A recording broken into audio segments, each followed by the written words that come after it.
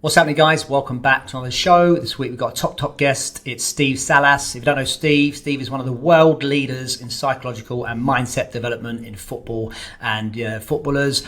Steve works as a consultant with the English FA, the Scottish FA, works with many clubs and many footballers all around the world. Steve really is one of the top practitioners in his field in the world. So really great to have him on the show. Someone I'm proud to say is a friend of mine. Really good to chat about developing. I think that's one of the last frontiers of football. I mean, I talk about a lot in terms of individual development, in terms of technical side, but in terms of the psychological and the mindset development in footballers, but also coaches as well. That's an area I think we can all definitely keep developing and continuing. He's a really interesting guy, a published author as well. First book called Educating Football, a top read. Check it out if you haven't got it already. And a new book coming out called How Not to Be a Leadership Dickhead. It's a great title as well. But I mean, what's interesting about Steve in his books, it's not just about developing the players, it's about developing yourself as well.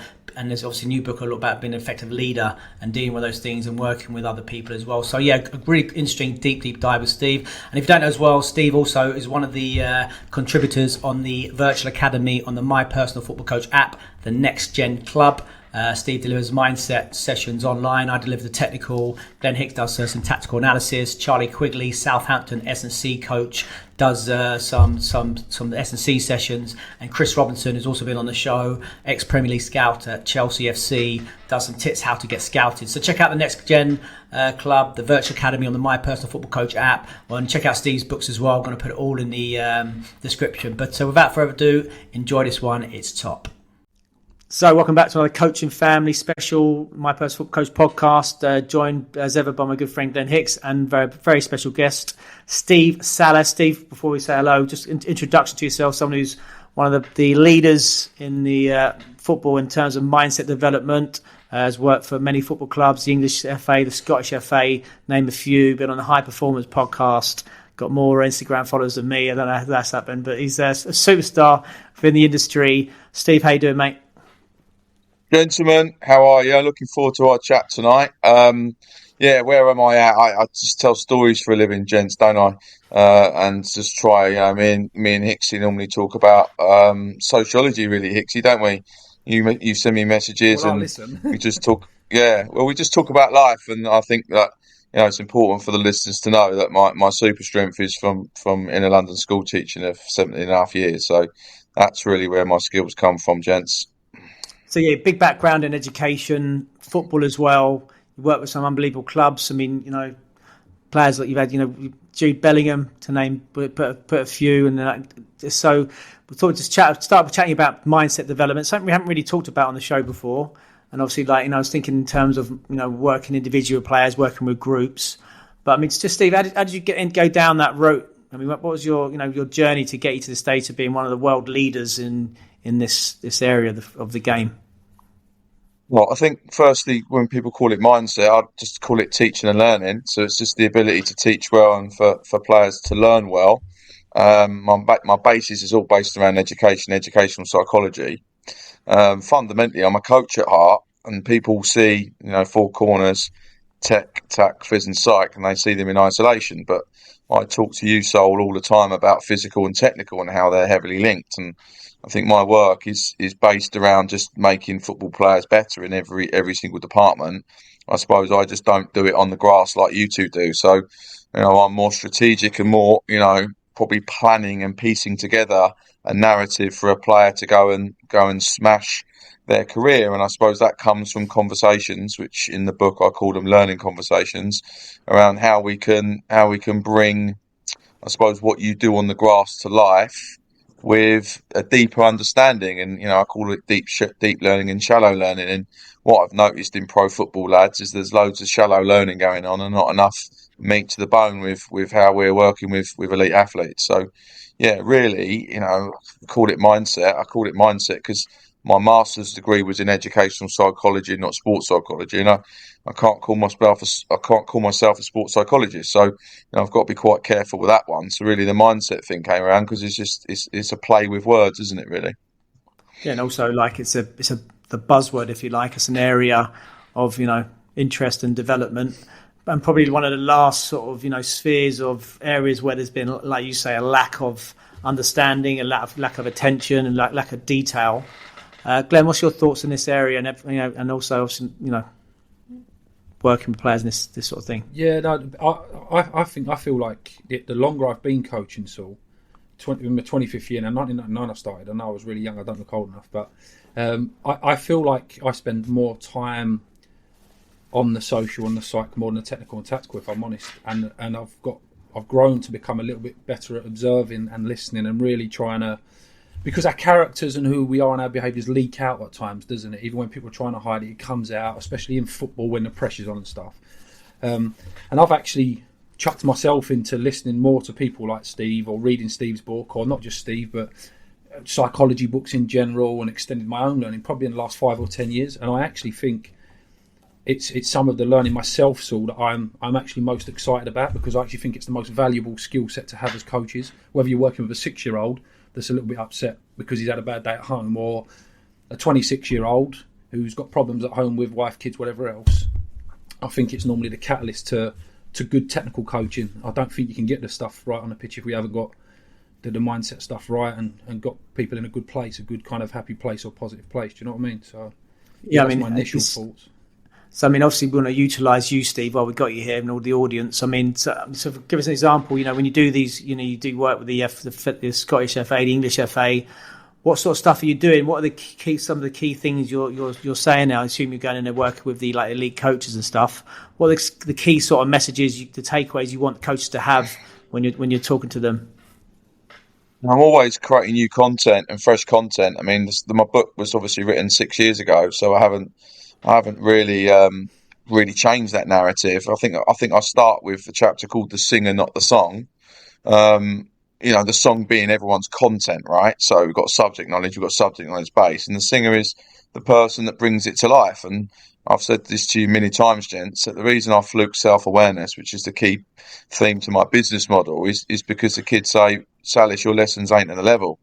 And they would swear at me and say, "Sir, you're not very good at your job." So you don't really want to hear that as a young teacher. But that was really the basis. Wow, I've got to liven up, and I don't want to be the downgrade.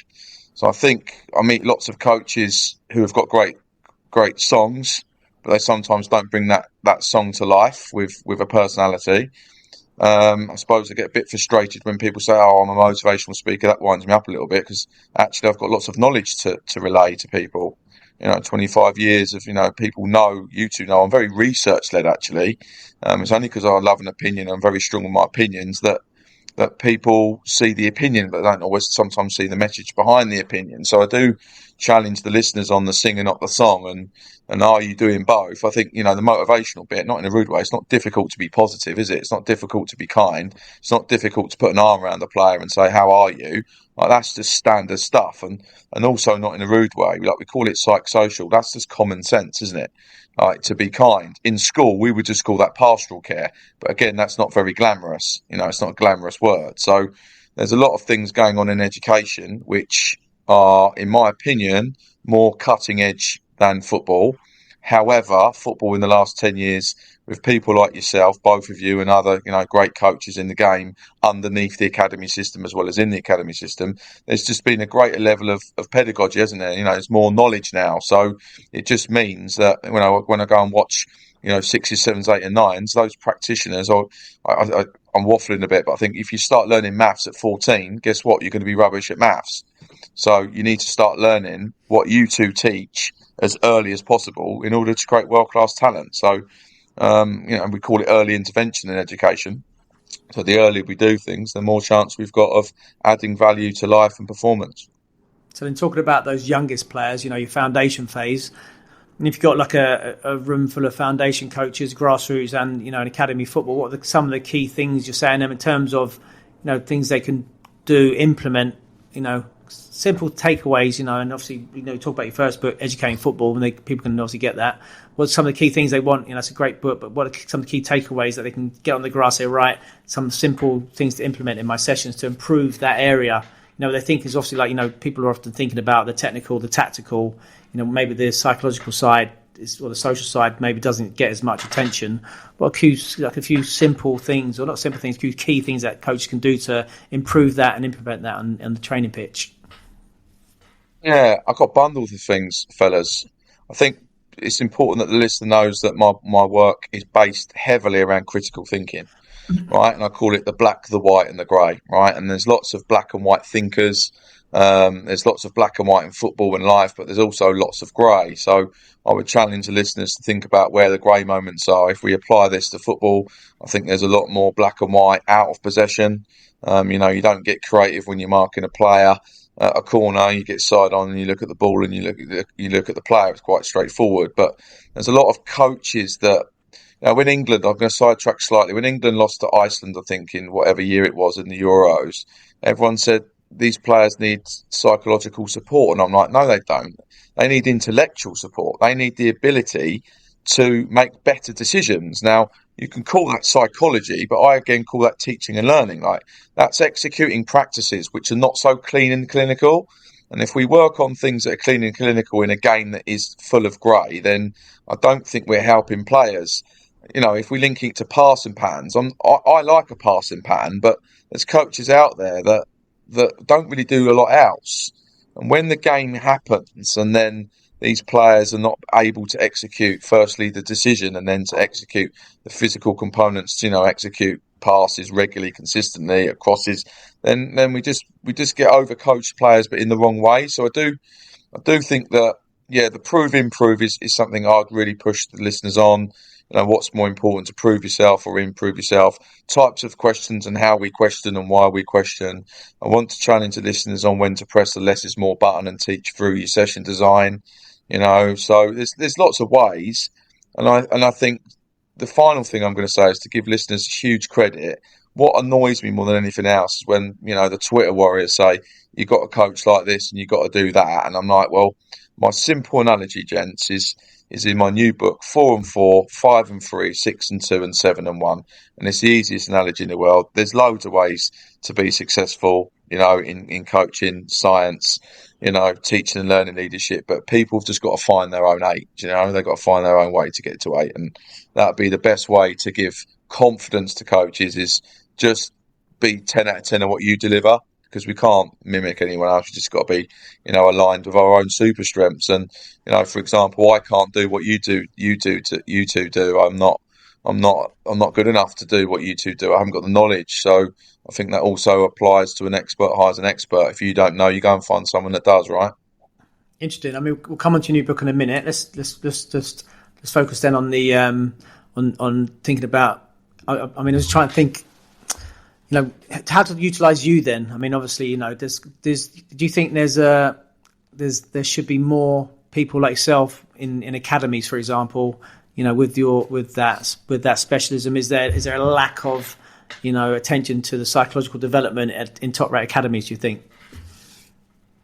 Not in a position to judge, to be honest. I think, again, it goes back to the singer, not the song. Every single teacher on the planet has got a teaching degree. Hicksy knows about my rants about this. And every single teacher gets paid the same amount of money. Some change your life and some are objectively rubbish. And when people say to me, oh, how can you judge a teacher objectively when it's such a subjective opinion? For example, Glenn says, oh, I really like that teacher, and I say I really don't like that teacher. Now, when I've been a vice principal and I've led on school, improvement and the objectivity of staff performance, for example, lesson observations, formal and informal. We've got student feedback. We've got 80% of kids telling us that a teacher's ineffective. We've got parent feedback. We've got this is really important. I share this. It's called contextual value added. So let's just pretend that Glenn is head of geography, right? And Sol, you're head of history, and you have exactly the same class. Right, so you have the same class but for a different subject, and Glenn adds more value to that class over a 2-year period than you do. Exactly the same kids, just different subjects. Those are the sorts of metrics that we use in education. So it just gives us real clarity. When I say there's underperformance in teachers, I can say it. That makes sense with actual metrics rather than just my opinion. So I think my example is about subjective and objective. The final thing I'll talk about. Subjective being opinion and objective being facts, where I can help people in football clubs is a science to high performance, and just making sure everyone in the building is saying things that as objective as we can, so we're working with as much social science as well as we are, the literal word of science, sports science. So yeah, really, mate, I'm just the guy that ties it all in. It's a bit like, I'm just that guy really, that I can coach but choose not to. Can do that, but I just want to make sure that all the departments are working cohesively to help the players. So, I mean, so when you do go into these clubs or these federations, can you give us an idea of something? Is there some of the ideas of some of the things you can tweak relatively easily? Little tips to say, in terms of what the coach is delivering or their language or the curriculum or anything like that. I mean, obviously, you don't want to give away all the secrets. Yeah. No, it's all right. I don't mind sharing. It's great. I think I was sitting in the car the other week. I obviously worked with the UEFA for the Scottish Pro Licence, and we had 3 great days with West Ham, Tottenham, and Brentford, and it was just great to listening to 3 coaches living it. I also think I reflected on that, and I was thinking about literacy. How's literacy got to do with coaching? And it's got everything to do with coaching. So if we break literacy down into speaking, listening, reading, writing, and communication, and great coaches speak well, right? They have words. And if we apply this to the man on the street, the reason the man or the woman on the street punches someone on the nose is because they haven't got any words to articulate how they feel when they're angry, right? So we need words. Children need words, and adults need words to be able to articulate ourselves under pressure. So, literacy is something I've implemented, and obviously my leadership acumen's pretty hardcore in terms of, talking about servant leadership, flat hierarchies, talking about strategy and operation and what that looks like, and then the evidence and impact models. And the evidence and impact model sounds quite posh, but really it's just, evidence in what you're doing in terms of the narrative for the learning journey for players, and making sure that we, the IDPs are rigorous, meat to the bone, lads, really. Interesting. And what would you say, like, for example, grassroots coaches, those guys who've got their players once a week for an hour? I mean, some tips for those guys who are putting in that hard graft. Well, tip number 1, no bus queues at all costs. Yeah. So if no one's heard of the term bus queue, it's people queuing up to note my sarcasm, fail at something to then have another go to fail at it. Like, that isn't coaching. So on the UEFA C licence, it talks about something called the STEP process. So that'd be great for grassroots. And STEP means space, time, equipment, people. So, how much space you got, half a pitch, third of a pitch, full pitch if you're lucky. How much time in the week do you have, hour, 2 hours? What equipment have you got? And then the people bit is the ratios bit. And I think all 3 of us will agree, when we started coaching, we would go from like 1s to 2s to 5s to 9s. And, it wouldn't flow very well. But with experience, you learn that your ratios are really important, aren't they? Right, and I suppose that you want to go from 3s to 6s to 9s and play a 3v3v3, or if you've got 9, that would be a sensible thing to do, wouldn't it? So I think the people bit is an important aspect. And the final thing I give football coaches a bit of stick about is when you're teaching PE in a school, you haven't got a clue how many kids you got, so you're making your ratios up on the spot. Whereas professional coaches know exactly how many players they got an hour and a half before training. So I'm not in a rude way. It's not difficult to plan a session when you know your exact numbers, is it? So again, all of these, lads, you're living this stuff. All of these nuances of what we've lived, I think you've just got to do the practice, haven't you? You've just got to do the hours. Glenn, anything? No, I wanted to pounce on the grey area stuff. You said with the psychology in the grey area, Sallis, do you feel like a lot of what you perceive as the best coaching probably happens in that grey area as well? Do you know what I mean? Like, whether it's black or white, or like a messy session, everyone wants the cones to look in place and everything 2 + 2 ways it's 4, but that's not football. We know that's not football. We've only got to look at recent games and know that's not football. Can you marry up the two with the psychological grey areas that you're really aware of? Can you see that in coaching as well, about where the magic's taking place, as it were? Do you know what I mean? Where people say, is it black and white? Can you relate that to like the grey area of coaching as well? Yeah, of course I can. I can do it really easily. I mean, at first team level, so I've now been an assistant in the Championship, in League 1 and League 2. So I've worked with, managers at that level, and my job as one of their assistants is to tell them the truth, right? And it doesn't matter how many times I tell managers, they're not playing anymore. And they're standing on the side. Cardiff, we played Swansea. We got whacked 4-0 by a Russell Martin team. As we know, that's not unusual because his football's incredible. We can't hear a thing because there's 28,000 in the ground. And the management team on the day were trying to relay information, which is partly subjective because you're not watching, you're not in the moment, you're not on the pitch as a coach. So that's the first thing, is like reminding coaches you're not playing anymore. So you think you can see things, but you can't really. So I think like the grey bit comes with trusting players to, yes, we're going to play with a structure, but that genius, that final third, that creativity, particularly, I'm waffling a bit, but let's apply this in two sections. Firstly, to prove, which is 3-point football at first team level, and then I think we'll bring it back to youth team level, which is the improve part, right? Which is the bit where we can really process on mistakes. But if we focus at first team level for the moment, like reminding coaches that there's so much grey on the pitch, reminding coaches that there could be three ways to score a goal here, right? It could be the 4-4, you going for the 5-3, and you're coming in at half time and you're battering players. Well, actually, that's not going to add any value because you're asking them to be creative, but actually then you're stifling creativity with your black and white thinking, right? So I think that's section one. Section two, in terms of youth football and the Sunday League manager. There's too many, sorry to say it, strange coaches in the world that are obsessed with winning games of football, right? And if we look at that under 14 game of football, which is the middle part of growth for a boy, lads, anyone can bang the ball down the middle of the pitch to the big kid, and win 5-0, but not anyone can get players to play out and take risks and learn to fail and embrace failure. And then we've even got the oxymoron of the parents and their lenses and all their chimps coming out. It is very complex, but I do think the average Sunday League manager could make their life a lot easier if they aligned, the parent, the kid, and the club. I don't think that happens very well. Interesting. So speaking about that, Steve, I mean, you've worked at, they say, Championship, League One, League Two. How do managers effectively utilise you in that elite team environment? Coaches, head coaches. A great question. The best ones, honestly, well, in fact, all of them let me get on with it. I'm pretty lucky. Like Morrow's Ledge, just what you're doing, let me get this. All of them, yeah, I'm pretty lucky. All of them just let me crack on. Like none of them ever.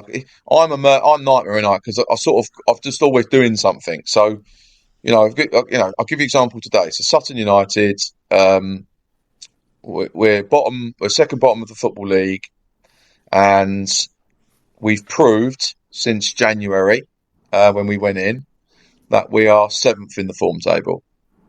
But at the weekend, we pretty much got relegated. Right, we're not statistically relegated yet because we've got to go MK Dons at the weekend and try and turn the goal difference around. So I just spent all morning printing off the actual form table of the last 12 games, which says we're 7th. But reality is we're still going down. And the reason I did it is because I just wanted to have a really positive week at work with a group of players that have tried really hard and create perspective. And when I mean perspective, I also mean objectivity. The facts are, last 12 games, we are 7th in the league. And so what we're supposed to do, like batter them for a week and be horrible for them to a week and be really moody for a week like that, that's just not where I'm at. And I think going back to my school teaching days where I worked, I think it's important the listeners know, I worked in 4 failing schools in Greenwich and Lewisham. Football clubs are the easiest place I've ever been. We've only got 30 players. I've come from 2,800 kids, guys, that I don't hand pick. And in football, hands pick every player and then moans about them.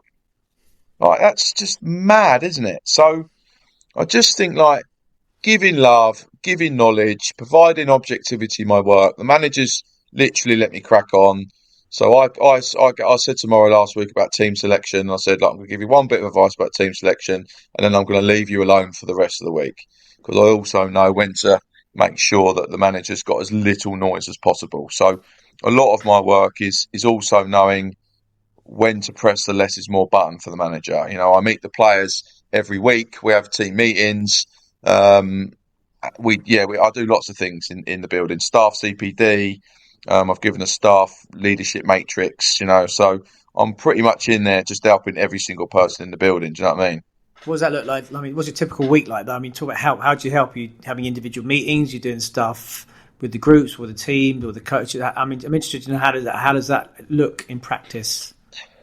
Yeah, well, today I had 2 meetings with players over breakfast, so it's not like sitting in a white room. And I've told the players strategically, if they want to speak to me, they're not allowed to ad-lib it on the day within reason. So I'm trying to get players to be more strategic. They have to text me the night before, so I don't get this off the cuff people at my door.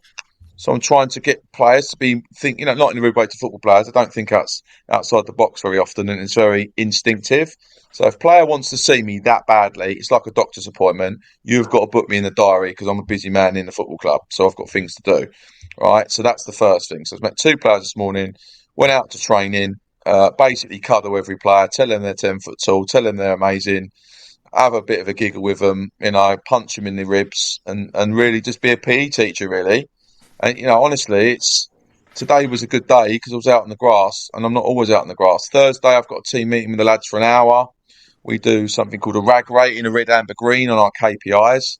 And we just follow the same KPIs every week, and we just do a review on the game. And so I'll tell you what those are. I don't mind sharing with you, the dark arts of football. We've got stay tidy.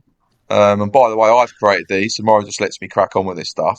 So we've got stay tidy, we've got runs in behinds, we've got standards, behaviours, attitude towards each other, and the process. This is a cute one. We've got influence the ref, which I hate, but at that level, it's our careers. So can we influence the ref? And when I mean influence, I don't mean swear, I don't mean get aggressive. I mean communicate with the referee so we can manage the game better. We've gone from no pens before our tenure to 4 pens in 20 games. So I'm not saying that is directly influenced, but I know through professional football that is another facet to how you win games of football, whether we like it or not. And I feel quite guilty because obviously I'm a youth developer, so I have to change my hat. But I also have to remember that if Sutton get relegated, 10 of our academy staff are losing their job, right? So I've also got to be mindful of winning. What else have we got on our RAG rating? It's just the matrix where the players just do a green, amber, red of every single game, and we have discussions about it. So we don't really change the narrative. Does that make sense? It's just consistent. What about on match day, on game day? When you're in the intensity game of day, the cauldron of competitive cauldron of the game. Yeah, do you know what? Well, firstly, I go and sit in the stand first half because I can't handle the bench. Bench just does my head in. All of them know that. Every club I've worked at, I don't want to be on the bench listening to you lot just talk nonsense, even though I love them all. So I'll watch in the stand. I will do 3 things in possession and 3 things out of possession, which I think can add value. The reason I sit in the stand is because I want to be objective and I don't want the emotion getting in the way of my decisions. Second half, I normally go down. Second half, I was on the bench Saturday. Sometimes I'll go down at 60. Sometimes I'll stay there, depending on what I think, marginal gains. Away games, obviously we have team meetings and stuff Friday nights and Saturday mornings. So they're all pretty black and white meetings. What we're going to do with and without the balls. They're quite standard. But really, gents, on match day, I think less is more again. So let me apply, prove, improve. All the improving happens Monday to Friday, and then Saturday's prove day, isn't it? So we don't really say a lot. I like a key word for every player. I will give you this one. So every player, because I'm big on language, every player, I will look at them and I go, what am I going to say? And Josh Coley will go, catalyst. because I think if one of our players, Josh Coley, goes and gets a regain early doors, I think he gets everyone going. I'll say to Ollie Sanderson on loan from Fulham, I'll say aggressive, right? So, I'll say to centre forward, Harry, I'll say stay tidy. So there's just, because it's overload, isn't it, match day? But I don't change my narrative because I pretty much know with my coaching head on what players need to do to get their 7.5 out of 10. And I just think if they get that, Josh Coley's a winger, by the way, and he goes and runs around and gets the ball back, I know the whole team go wallop. So I've just said, you're the catalyst. And he, bless him, he said to me, what's that mean? And I taught him what the word means. So just small things like that, lads. Nothing, I'm just an addition. I'm only another cog in the wheel. I'm not, the god of football. I just, on my journey, trying to out footballers and coaches win games. So moving on to your second book. This is your second book. Is that your second book? Educating Football, was that your first book? Sorry, Steve. I know you're an illustrious. Yeah. I'm not. Yeah. You're knocking them out. Yeah.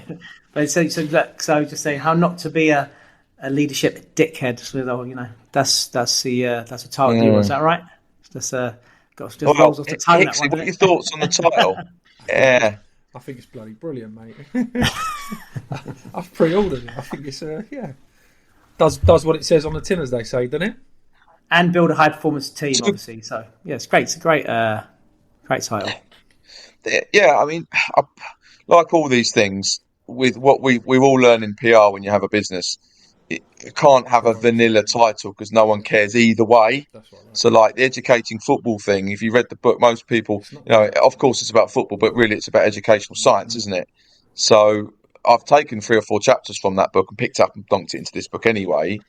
So I do think, where am I at with it? Like, I live and breathe leadership. I live and breathe conversations around good leadership and flawed leadership. And having worked under some leaders that were bullies, that was my initial passion to educate, really. I'll give you an example. I've got 2 little sisters, lads. One's 27 and one's 21.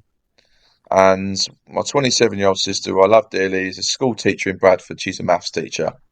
And she's had some good and bad leaders already. And I can sort of see her working out the narrative of the modern work world. And I want someone like her to be more informed early on their work journey about the pitfalls of some leaders. And so I'm just going to give you a chapter called The Line of Pride. Okay?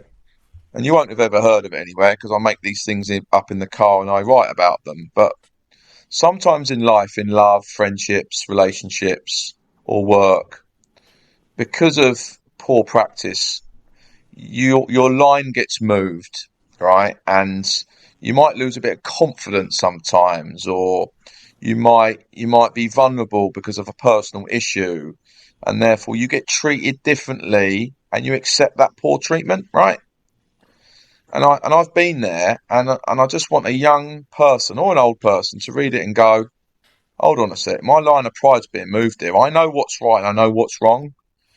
And so I think the book I'm really excited about, it's 25 years of my lived experiences with a theoretical research-based angle. So I've basically put every single every single facet of my business into the book. So it's 25 years of my intellectual property, to be honest. So, it really will be, it's $9.99. It really will be a golden nugget of know-how, I hope. I talk about narcissism. I talk about sociopaths. I talk about flat hierarchy, servant leadership. I talk about high-performing teams, Bruce Tuckman model. I talk about forming, norming and performing, conflict, communication, literacy, I'm really excited about it, and I've really enjoyed writing it because it's writing for me, guys. It's quite therapeutic. I enjoy that, and I'm just looking forward to what I'm looking forward to is people like yourself reading it and going, Sallis, that's really helped me, or Hixie calling me and going, what did you mean by that? So I think, go on, mate. Yeah, sorry. No, you go on. Yeah, because I immediately, because when we first chatted and you sent me the title of that book, I immediately thought about my experiences in academy football, particularly, and having some amazing line managers, stroke managers, and having some real stinkers. You know, I'm not being funny. Like, and how interesting it was. Like, you know, how some people's personalities change when they became, you know, for example, phase lead or stuff like that, and some people were just very difficult to manage, and some people were like really inspirational, and you know, and I felt like I'd, you know, run through the gates of hell for them. But I mean, it's interesting that, isn't it? I suppose it's like you haven't had that experience, and suddenly you're put in a position where you're now managing people. A lot of people just go into football and then suddenly they become managers of people, and they haven't had that experience before, and they don't necessarily know how to manage it or those emotions and stuff like that. I mean, I suppose this is what, you know, a lot of what they can cover in the book. But I mean, you know, that's for me. I've seen that firsthand. Yeah, Hixie, what are your thoughts on your what types of leaders have you had in your lifetime? Bit of everything, mate. And I would say about reading a book, because I have read your book, and I'll be honest with you, I'm not just saying it because you're here. I still use it as like a go-to as well. And the reason is because once I got through the first few chapters, I figured out that I was learning from a teaching perspective as well, because I'm not qualified in any way really as a teacher. I've done like petals and whatever, but I haven't gone the uni route as a teacher. I've had to learn through coaching on the grass and with people, and I kind of still use it as a go-to reference book as well, Sallis. And I think when we read books, we all tend to do that, don't we? We listen to what's being read, written in a book, and we put it into context. Like Saul said there, you actually straight away go to the ones that you believe was, oh, he was a bit of a dickhead, or actually, do you know what, I would have run through walls for that person. And I think the biggest thing to take from it is what are we going to take from that book to just make us better at what we're doing in our own leadership as well. Yeah, exactly. And like just not be that dickhead as well. Sallis, I've got a question for you though as well. You know, we talk about super strengths a lot. I've seen the work you do with the kids obviously and stuff. What would you say, because from where I'm looking, I think it's quite remarkable you're putting 25 years of your whole intellectual property. You're either going to put yourself out of business or you're going to set wildfires, and I believe it will be that one. You'll ignite a lot. But what would you say your 2 or 3 super strengths are? Would you say one of them is that how open you are and how sharing you are as a leader and as a developer? I would be interested to know that. That's a really humbling question. I think the first thing is just genuine subject knowledge in my field. Like, you know, like I've got the applied and the theory, haven't I? So I have lived it, you know. But like, I think my master's degree changed my life, guys. I have to share that. Like, I did my master's at 33. You know, sometimes uni can be a bit tick box, and you get it to get the qualification. But I told you, you know, as I said, Glenn, in the book, like metacognition, it changed my life. And when the professor said to me, "How do you know that you know something?" And I just sat there with a load of vice principals going, "Oh my God, that is an unbelievable question." And then an hour later, he said, "What if your knowing is wrong, but you've always done it like that?" It made me reflect on everything that I do. And then because I'm a lunatic, then I read about epistemology. So what I can do, guys, is talk about this posh stuff, but then tie it in with genuine research. And I think that's my super strength, Glenn, particularly in the corporate world. I'm not just getting repeat business because I'm just making this stuff up.